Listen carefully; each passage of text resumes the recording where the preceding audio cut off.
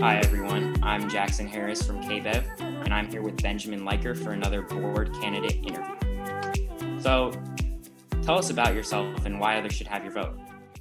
First of all, thanks for having me here. So I'm a different type of candidate. As you can see, I'm not, a middle-aged, PTA parent or former board member.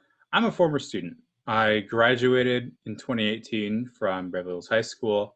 I went to Beverly schools for all of my, public school career from K through 12. I went to Ellardale before going to Beverly. Um, and I stayed in the community. I'm now at UCLA, but I still live here at Beverly Hills. Uh, and really, I'm running because I see that there's a large problem with BHUSD where there's kind of this unspoken rule, this unspoken knowing that a lot of people have, is that BHUSD is a dying school district. And, enrollment has been declining for 2 decades or more even. And the reason of that, declining enrollment is a symptom of a larger problem that the education provided here isn't adequate, isn't satisfactory for the financial contributions that Beverly Hills, members of Beverly Hills, people in the community are contributing to the schools. We used to be among the top in the state, and now we're not even top 50 in LA, in the county. And that's something that has to change, and that's why I'm running. I'm running really to change the way that education is delivered, to change the perspectives of administrators, of parents, of students, of families, of teachers, of how education is really done, and really move ourselves forwards to being a more future-centric school district, where as opposed to how it is now, where we're 10 years behind, where we can be 10 or 20 years ahead. That's really my goal and my vision for what this district can become. That's great, and it's especially great that you have the perspective of a student, so you can see from both sides, inside and out of the school. What qualities do you possess that makes you the best candidate? Well, I think first and foremost, I'm super creative. As director of UCCRJ, director of research, my job in a number of things is to find creative solutions to problems that exist and find solutions that don't just have to do with the numbers, aren't just throwing money at an issue. It has to do with actual, real, practical solutions to issues that really concern a lot of people, and a lot of people are concerned with them. Um, and beyond that, I was a student not that long ago. I know the issues that plague us, and the perspective is one of my greatest strengths. And then I know what it's like to be at Beverly. I know who the good teachers are and the teachers who you kind of want to avoid sometimes are. I know these kinds of things. Not just that, is that I've been a private educator, a tutor, for nearly a decade. None of the other candidates have taught in the past 20 years. And to see a school board competition, school board race of 7 people, where everyone except me has little to no recent experience with teaching Gen Z kids, Generation Alpha kids, is super concerning to me.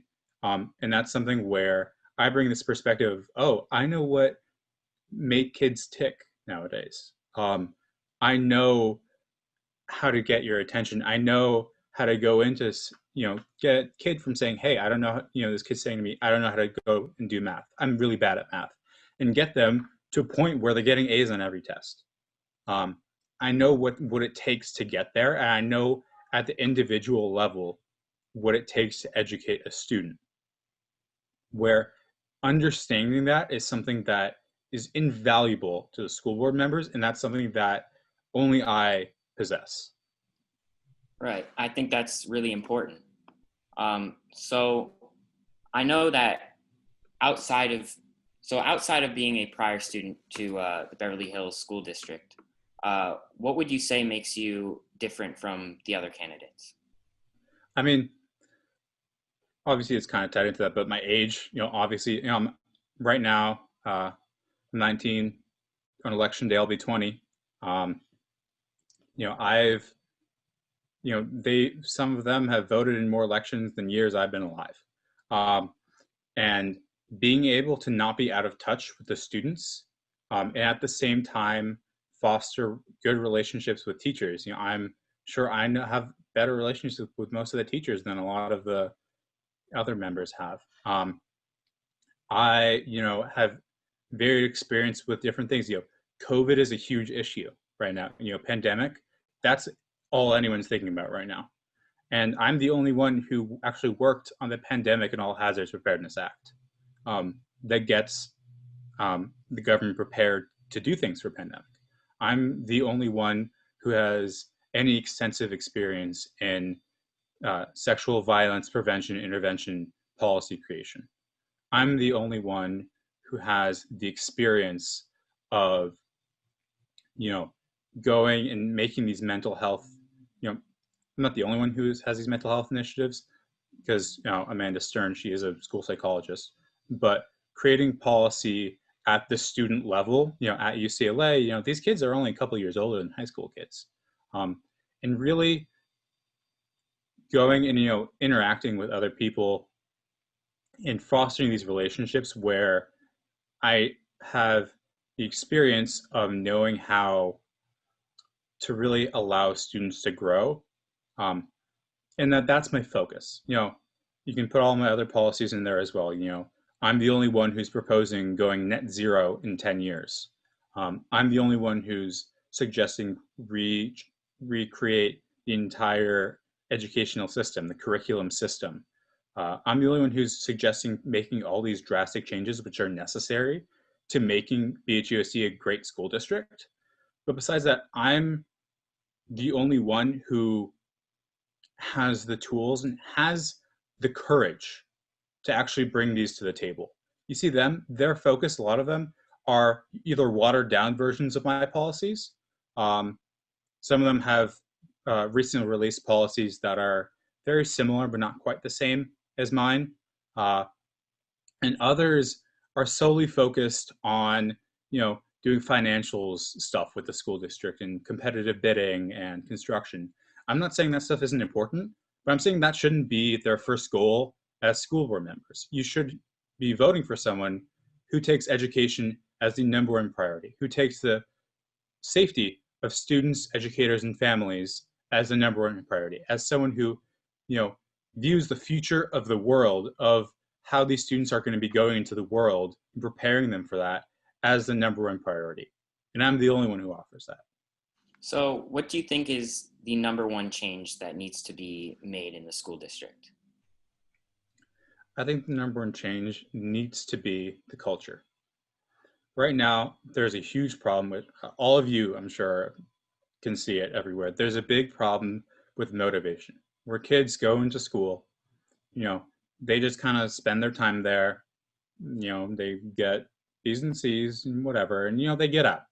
They maybe go to SMC, and that's it. That was their Beverly experience. Maybe they don't even finish a full 4 years of Beverly. Maybe they get their GED and go to SMC early.